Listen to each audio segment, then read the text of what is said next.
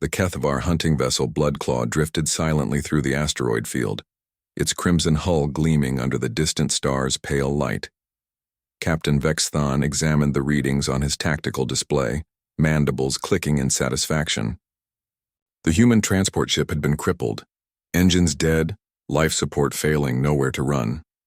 Perfect, he hissed, his four eyes gleaming with predatory hunger. Signal the hunting parties. Tell them we have fresh prey. The Kethvar were apex predators from the Andromeda spiral, standing nearly 3 meters tall with razor-sharp claws and reflexes honed by millions of years of evolution. They had turned hunting into an art form, traveling between galaxies to find new species worthy of their attention. Humans had recently caught their interest, not for their strength or speed, but for their rumored unpredictability. Vexathons. Lieutenant Gorthal approached with the hunting protocols displayed on his tablet. The standard rules, Captain? 10 minutes, head start, natural terrain only? Of course, Vexthon replied, already donning his ceremonial hunting armor. Though I doubt these soft mammals will provide much sport.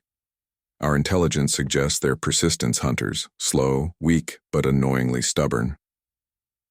The asteroid they'd chosen was perfect. A hollowed-out mining rock with multiple levels, abandoned tunnels, and just enough atmosphere to keep their prey alive long enough to be interesting. The human transport had been carrying a scientific expedition, 12 researchers, 2 security officers, and a maintenance crew of 6. 20 humans total. A decent hunt. Dr. Sarah Chen pressed her back against the cold metal wall of the mining tunnel, trying to steady her breathing. Around her, the other 19 survivors of the transport crash huddled in the darkness. They'd been given their sporting chance, 10 minutes to scatter through the asteroid's labyrinthine interior before the hunt began. This is insane, whispered Dr. Martinez, the expedition's geologist. We're scientists, not soldiers. Speak for yourself, muttered Jake Morrison, one of the 2 security officers. His partner, Lieutenant Torres, was already checking their meager weapons, 2 plasma pistols and whatever tools they could scavenge from the wreckage. Sarah looked around at her team. Xenobiologists, engineers, archaeologists, people who spent their lives studying the universe, not fighting for their lives in it. But as she met their eyes in the dim emergency lighting, she saw something that apparently the Kethvar had missed in their intelligence reports. Humans didn't just hunt with persistence. They hunted with intelligence, adaptability, and a peculiar talent for turning disadvantages into weapons. Listen up, Sarah said quietly. They think we're going to run and hide like frightened prey animals. They're wrong. 4 minutes into the hunt, Vexthon was already beginning to feel disappointed. His thermal sensors showed the humans had indeed scattered throughout the asteroid as expected, but there was something wrong with the heat signatures. They seemed too organized. First squad, report, he commanded through his comm unit. Silence. Corveth squad, respond. Still nothing. Vexathon's mandibles clicked nervously. The hunt had barely begun, and he'd already lost contact with 6 of his hunters. It had to be equipment malfunction. There was no way the soft little mammals could have. The lights went out. Emergency lighting flickered on a moment later, bathing the tunnels in an eerie red glow. Vexthon's enhanced hearing picked up a sound that made his hide crawl.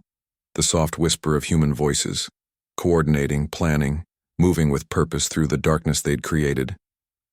Sir, came Gorthal's voice over the comm, tinged with something Vexthon had never heard from his lieutenant before. Fear. The humans, they've turned off the main power grid. And, sir, they've sealed the hangar bay doors. Vexthon felt a chill run down his spine. Sealed them? How could they possibly— the maintenance crew, sir. They knew the station layout. We're trapped in here with them. Sarah moved through the ventilation shafts with practiced efficiency, her years of cave exploration on Earth serving her well in the tight spaces. Below her, she could hear the heavy footsteps of a confused Kethvar hunter stumbling through the darkness. The plan had come together in those first precious minutes. The maintenance crew had intimate knowledge of the asteroid systems. The engineers knew how to turn mining equipment into weapons. The archaeologists were experts at working in confined, dangerous spaces. Even the geologists had contributed, identifying the most unstable sections of the tunnel system. But the real advantage was something the HFY couldn't have anticipated. Humans were persistence hunters not just of animals, but of problems. When faced with an impossible situation, they didn't just endure. They adapted, they improvised, they turned the game upside down. Sarah dropped silently behind the HFY hunter, her improvised weapon, a mining laser torch jury rigged to overload, humming to life. The alien spun around, but she was already moving, using the creature's own momentum against it in a way her grandfather's Aikido training had never quite envisioned. By the time the asteroid's emergency systems kicked in and restored partial lighting, it was over. Captain Vexthon found himself alone in the command center, surrounded by 20 humans who had somehow become the hunters instead of the hunted. His entire crew, elite predators who had never known defeat, had been systematically outmaneuvered, outsmarted, and overwhelmed by creatures they'd dismissed as weak prey. Dr. Sarah Chen stood before him, no longer the frightened scientist from 10 minutes ago. Her clothes were torn, her hands dirty, but her eyes held the unmistakable gleam of a successful predator. "Your intelligence was flawed," she said calmly. "Humans aren't just persistence hunters. We're adaptation hunters. We don't just chase our prey until it collapses from exhaustion. We change the rules of the hunt until our prey becomes the victim of its own assumptions." Vexthon's mandibles clicked in what might have been admiration or terror. "How long did it take you to plan this?" Sarah smiled, and Vexthon finally understood why humans had caught the attention of predators across the galaxy. "We didn't plan it at all," she said. "We improvised. That's what humans do best. We turn chaos into opportunity, desperation into innovation, and apparently, hunting games into survival lessons." She gestured to her team, who had somehow transformed from scattered, terrified prey into a coordinated, lethal force in less than 5 minutes. "Next time you want to hunt humans," Sarah added, "remember this. We're not the prey that runs. We're the prey that learns, adapts, and hunts back. And we're very, very good at it."